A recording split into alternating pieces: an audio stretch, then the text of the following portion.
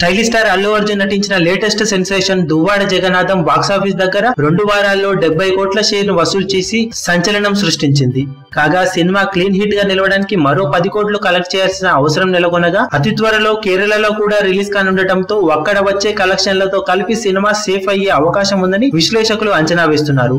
ఇక బాక్సాఫీస్ దగ్గర సినిమా 3వ వీకెండ్ లో దాదాపు 250కి పైగా థియేటర్స్ లో రన్ అవుతుండగా మొత్తం మీద 3వ వీకెండ్ 2 తెలుగు రాష్ట్రాలలో 1 కోటికి అటు ఇటుగా షేర్ వసూలు చేసినట్లు ట్రేడ్ విశ్లేషకులు అంచనా వేస్తున్నారు. 3వ వీకెండ్ లో 1 కోటి షేర్ అంటే మామూలు విషయం కాదని చెబుతున్నా సినిమాపై ఉన్న అంచనాలకు ప్రీ రిలీజ్ బిజినెస్ కు మరికొంత కలెక్ట్ చేసి ఉంటే బాగుండేదని విశ్లేషకులు అంచనా వేస్తున్నారు. కానీ కొత్త సినిమాలు భారీ ఎత్తున రిలీజ్ అవ్వడం, సినిమాకు నెగిటివ్ టాక్ ఉండటం వల్ల కలెక్షన్లు మందగించాయని, అదే సమయంలో 1 కోటి వరకు షేర్ వసూలు చేయడం మామూలు విషయం కాదని విశ్లేషకులు చెబుతున్నారు. దాంతో మొత్తం మీద 3వ వీకెండ్ వసూలతో కలిపి సినిమా 71.5 కోట్ల షేర్ దాకా కలెక్ట్ చేసి ఉంటుందని ట్రేడ్ పండితులు చెబుతున్నారు.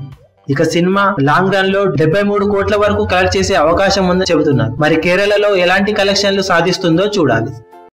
మీ అభిమాన హీరోలకు సంబంధించిన లేటెస్ట్ అప్డేట్స్ కోసం మా ఛానల్ ని సబ్స్క్రైబ్ చేసుకోండి. ఏ చిన్న అప్డేట్ ని మిస్ అవ్వకూడదు అనుకుంటే బెల్ ఐకాన్ ని ప్రెస్ చేయండి. లైక్, షేర్, కమెంట్ చేయడం మర్చిపోకండి.